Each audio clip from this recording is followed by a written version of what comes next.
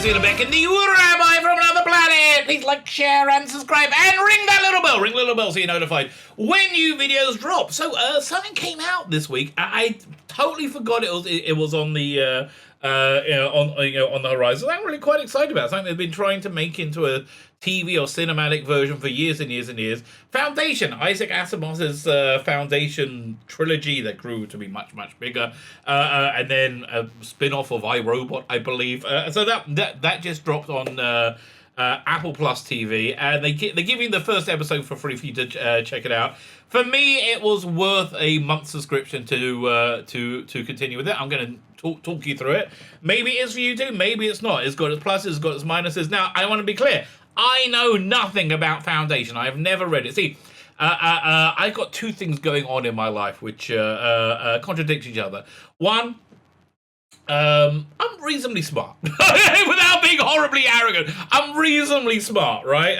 And so I like very interesting world building. Like, I really like Dune, for example. I like, the intricate setting up of a believable yet a completely foreign political systems, right? That really interests me, and science fiction interests me, and like imagining the far future and things like that stuff. Really, really interesting because and I think most people like science fiction are kind of on the same spectrum of the the intelligence wheel, right? However, I'm also insanely lazy, so I see these big tree trunks of books. I'm like, yeah, I'll give that a miss. But I've always wanted to. Right? I've always wanted to check it out. So I'm very happy they've adapted this show. If you do like the books, there's a lot of reasons why you will probably not like this TV show. This adaptation from it. We're going to be talking about that. But again, I'm coming to it as a complete fresh newbie, so I'm going to give you my impressions of it. Look, it was very, very, very clear watching it that that black female character is clearly gender and race swapped from being a white guy to being a black girl. Clearly, how do I know that? Because it's 2021, and I just think we're going to be seeing this a lot. Right, when we look back in 2030s, when we look back at television history, we're going to see a lot of really quite good shows with weirdly inappropriate casting going on within them. And then, look, there are a lot more shows which are very bad with weirdly inappropriate casting going on through them. But there's still some good stuff. There's still talent, right? There's still talent, which I think made this show. And she does. I could tell instantly, absolutely instantly. Was that a problem for me? Not so much, right? And I'm going to explain why when we get in review. Like, share, subscribe, comment. Let me know what you think. Honestly, again, the first episode is available now, basically to suck you in, right? Because that episode they put a lot of money into. Looks insanely good. That episode put a lot of money into. Second episode is nowhere near as good. Okay, just so I'm still on board, right? I've got my subscription for a month or two, however long it's going to run. I'm quite happy about it. I'm still quite happy about it thus far. Like, share, subscribe, comment. Let me know what you think. Go check out my Indiegogo, ending on Thursday. That'll be Thursday, September 30th, I think, something like that. Links in the video notes. 2 freaking awesome graphic novels. We got biblical Bible. Come back. Bible stories for atheists, creationists, Horatians and rogues, and the Imperium. A love letter to telefancy in the 1960s. Artwork by Dominic Rancho there. And he did all the extras as well. He did all the posters and it's basically a pervy wank mag type stuff that I'm throwing in. We're still trying to be PG-13 because that's where I am in life. I don't really want to see bodily fluids. It doesn't do it for me. A very attractive woman not wearing much clothes or like in this case, wearing just really gorgeous lingerie.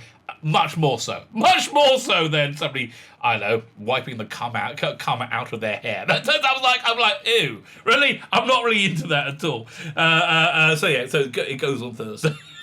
Listen, if you're the type of person who likes to see somebody wiping cum out their hair, I do not judge you in any way, shape, or form. God bless you.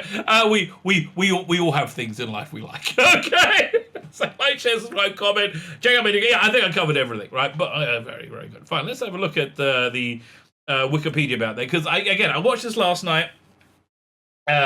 These long episodes, but they did suck me in. They really did suck me in. We're back to clean the come out of someone's hair again. But they did suck me in.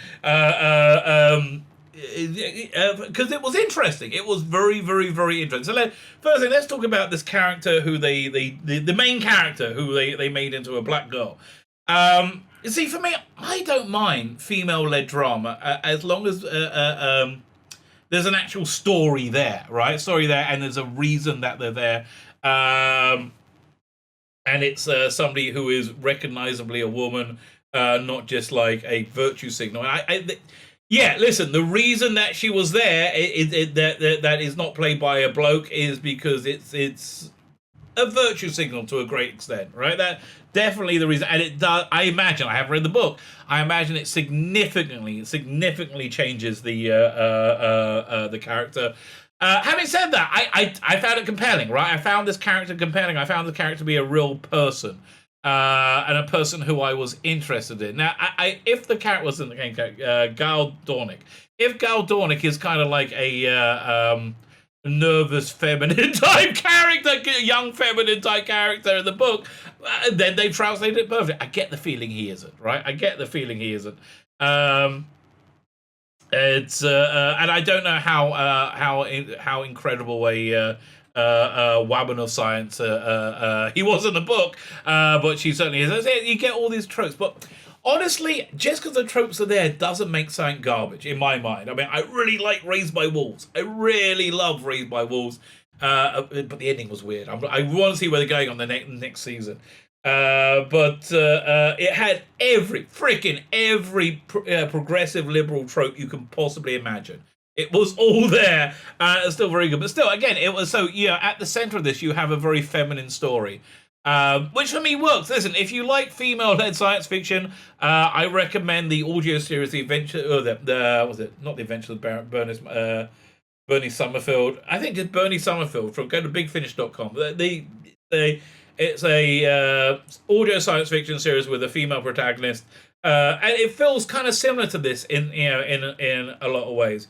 But again, it's just like the age that we're in. Doctor Who right now, they've just brought back the showrunner who brought it back in 2005. And so I've always fascinated me how Doctor Who is a reflection of societal trends. John Pertwee basically dressed the same as Jimi Hendrix. Right? There's two people who can get away with a velvet jacket and a frilly shirt. There's Jimi Hendrix and John Pertwee's Doctor Who. But it's always been very, very reflective of the times. And so I think when we look back again in the 2030s, when we look back, we'll go, oh yeah, this is a time when everything went woke and was awful. Right? So the Doctor Who did it very, very, very much so. So, same with it. This is just a trope of the time. The Sandman Netflix show dropped its first trailer. Looked fantastic. It looked absolutely fantastic. And I think it's going to be great. I think it's going to be really, really good. I do think the woman playing Death, who's black, is just going to stick out like a sore thumb. And basically have diversity hire written on her forehead. Which, Lou LaBelle kind of feels like a... But again... It's still a good story and a good performance, I would say. Jared Harris is fantastic. That's the reason I watched this. I love Jared Harris. And I saw Lee Pace is in it. So Jared Harris plays Harry Sheldon. So I very much related to this character, right? I very much related to characters. What he's done is he's created this mathematical model where you can predict trends, societal trends over large populations. And they were set in like the far future, I don't know what, 60th century, like far, far future, in this fascinating world, which we're going to talk about, in a second. And using this prediction model, he knows this empire is about to fold in the next few hundred years. It's been going around for thousands of years. They know it's going to fall, which is like heresy, absolute heresy, right? So, I feel like I relate to this character a lot, Again, I'm a crazy Bible-thumping religious guy. I feel we're in the end of days, right? I feel that this is just what, books of Kabbalah say is going to happen at the end of days. It's happening now, right? Exactly how they describe it is happening now. So it makes me think, oh, this is probably the end of days. Okay. And I've made a bunch of predictions, and they keep coming right. But it's not much like his prediction model. He can predict big things. Say individual, like specifics, no, right? So, I've also been somewhat vilified because especially in my local synagogue, right? When I go, oh look, dude, this is, if we believe in this Bible stuff, we probably should believe this. And people are like, no. So I really, really relate to the central character a lot. Fantastic one by, as I said, by Jared Harris. The other thing I love about this is the political setup. You have, it's basically an empire, a sci-fi empire, but the special effects of sci-fi stuff is freaking incredible. The realization is just out of this world. Knocks out the park. Again, much better than the first. They put a lot more money in the first episode, which they're giving you for free, rather than the second, and it shows. But just absolutely fantastic. The looks, absolutely wonderful. So, at the head of this empire is a series of 3 clones of the original emperor. You have one that is young, one that is in the middle of his life, and one that's old.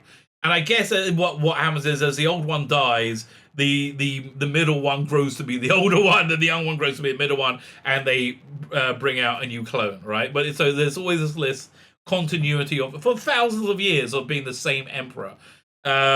Which, a little bit egotistical. Played by Lee Pace, the main one, Brother Day. Fantastic. I like Lee Pace in pretty much everything I see him in. I think he's a great actor. I loved him in, Halt and Catch Fire.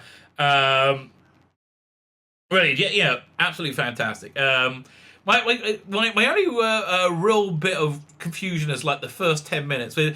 Basically, this show is made for people who have read and liked the book, right? So there's a lot of stuff I'm not really picking up on, right? But let's go to the plot synopsis, right? And because again, full spoiler for everybody. So it starts off. The prodigy Gal Dornick travels from the academically repressive homeworld of Synax to Tranta. So that's fantastic bit of world building there. It's a water world. Everything's built on platforms, and they got these jewels within there. They got these 6 jewels in their face. Now I'm not sure if they're born with them or they're implanted in, but like these 6 jewels on their face. They're prayer stones.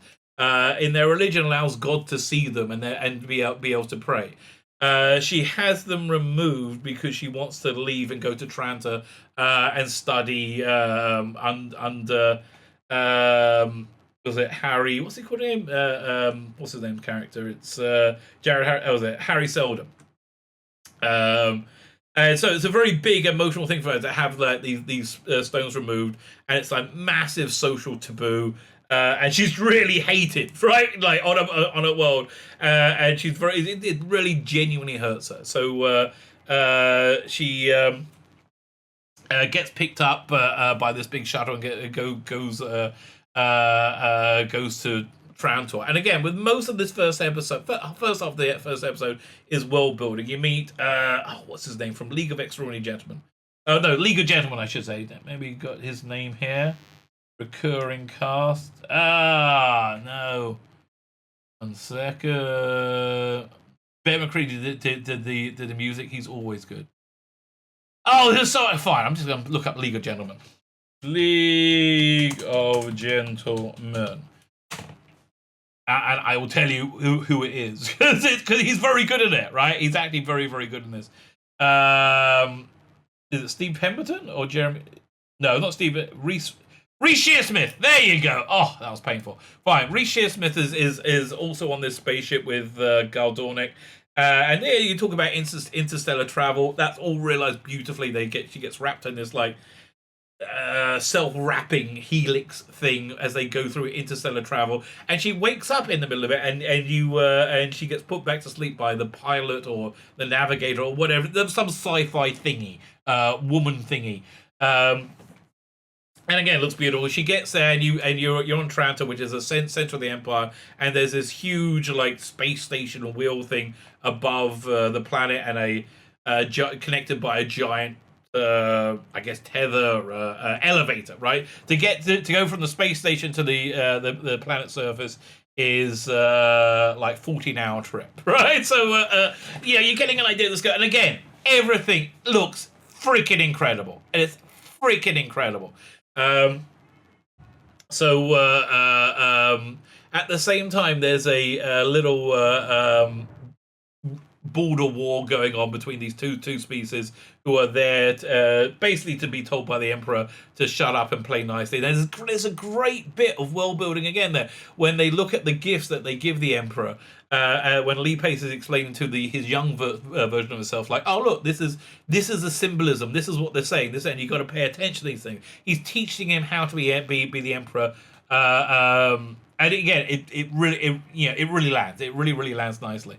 Fine. So so they go to Gambler, the Galactic Empire, to start under was it Harry Sheldon, the creator of the predictive mathematical subfield psychohistory. As a rule for solving a centuries-old conjecture. Yeah, so, and again, they probably explain this in the book. She's somehow in a world where science is illegal. Science is punishable by death. She creates this incredible scientific breakthrough of proving this thing. So she gets there, and she's talking with Jared Harris, and she's like, her mind's blown by all these things. And then he says, we're going to be arrested in the morning for sedition because we're saying the world's going to end, right? Man, I relate to this guy. I really relate to this guy. Basically, the rest of the episode is this court drama playing about. What are they going to do? Like if the empire's about to fold, like hiding from it's probably not the best idea. So what he's predicting is the empire's going to fall, and there'll be like 30,000 years of complete darkness, a dark age that goes forever. Before but if we prepare for it, it'll only be 1,000 years, right? And there's something very clever they do with this is they jump around in time zones. So they go like 35 years in the future. He has this idea, Jared Harris, to build this like repository of information. I think create this society called Foundation. It's just basically this is why from googling what's going on with it. But there's a society that will make this 30,000 year darkness only 1,000 years, and then they'll be able to rebuild, and they won't be rebuilding from scratch. So you do see in the future this like weird thing that people can't go to, which is probably the repository of all information. So basically what the whole thing was that this was Jared Harris again has manipulated everything, so they won't be killed, but rather be exiled to form this foundation. In his predictive model, though, he thought he was going to be executed. But Gal Dornick saves him. Basically, the Emperor's saying, "Why should I just execute you now?" And she just blurts out, "Because you'll be dead in a year if you do that." And he explains that if you kill him, hope is gone. Then any hope is gone, and people know it, and you live on hope. And he's like, "Please." So that's why they get exiled. So yeah. So again, very strong opening episode. The second episode is weaker. It's weaker because it focuses a lot on Gal Dornick, who and her relationship with Sheldon's adopted son. Was it Raish? I can't remember his name. So again, I don't know how this translated from the book to the TV show. It didn't interest me at all. Right? It really didn't interest me at all. One second, I missed out the hugest thing, right? That went down on this thing. Was it in the first episode or second? I kind of it was in the first episode. So these two minor border places that having this skirmish, as they're there like negotiating a peace treaty or whatever, having peace forced upon them. There's a terrorist attack, which is exactly what was it Harry Sarnick, Jared Harris's character has been predicting. Like this sort of thing is going to happen. And it's these huge terrorists that happen, which basically destroys the giant space station elevator thing. Crash down, has caused hundreds of millions of people are killed. It's huge. It's 9/11 times a billion. It is the hugest deal. Which is probably why the whole foundation thing was set in place, and So they're banished to the furthest reaches of the Empire, which is a planet called Terminus, with nobody on it. It's like and they're banned from using interstellar travel, so it's going to take 4 years to travel from Trantor to Terminus. So that's basically the second episode. It's a lot of their voyage. People are getting a bit pissed off on this, during this voyage, because they're not allowed to have children as yet, and they got their reproduction is very, very tied into like this whole project, and it's starting to chaff, and that kind of builds up all the way through it until it ends up. And, I'm not going to spoil it for you because this is behind a paywall, and I guess if you want to watch it. A major conflict between Reich and Seldon. Harry Seldon, which results in this really weird cliffhanger ending for Gal Dornick, which to me looks like they're gonna die for no, and I don't understand what's going on or what the motivations are behind the characters doing that thing at the end of the episode. Again, I guess if it is something that you've got to be more read the book to know more of. Far more interesting, though, is Lee Pace's the whole Empire character, Emperor character. He's dealing with like this huge terrorist attack, and both the two people who carried out the attack said phrases in the language of the two planets that they were negotiating. So he's blaming those planets. And you get to see his the terrible retribution upon those planets. Keeping the only people they basically keep alive is the two main delegates, while decimating their planets and sending them back to them. But again, that stuff I find much more interesting. I find the older emperor like meltdown about this terrorist thing fascinating. There's a lot of things. Anytime you don't have Gal Dornick on screen, it's really good. And it's just a sign of the times. It's a sign of the age. It's what you have to expect from TV today. At least quality TV is quality TV, and it wasn't bad. It wasn't obnoxious. It just didn't really, that plot strand didn't really interest me at all. But yeah, look, I got a subscription for a month. I'll stick with it. As long as this keeps being good, I'll keep watching it. Right? It's a recommend for me. It's a recommend. I find it very, very interesting. I find the liberal progressivism of the gender swap thing fine. I find, other than it's made a bit of a dull story there, I find it fine and interesting in of its own right. This is something different from the book, obviously, because they changed the central character to be something else. And everybody's black in the future. By the way, that is actually I found really kind of work for me in making it in its aliennesses. I always liked they did these Doctor Who books in the 90s, these New Adventures, which were much more, I'll say adult, but more like adolescent. But they did have this whole thing where they had like a far future where like black people were basically the dominant culture, which gave it a nice feeling of alienness to it. So for me, that worked. For me, but again, if you love the book and you love this character, Gal Sornick, and you don't want to see him change, this might not be for you. If you like good, interesting science fiction, this is for you, baby. My name is Tzvi Lebetkin, the Rabbi from another planet. Please like, share, and subscribe, and ring the little bell. Ring the little bell so you're notified when new videos drop.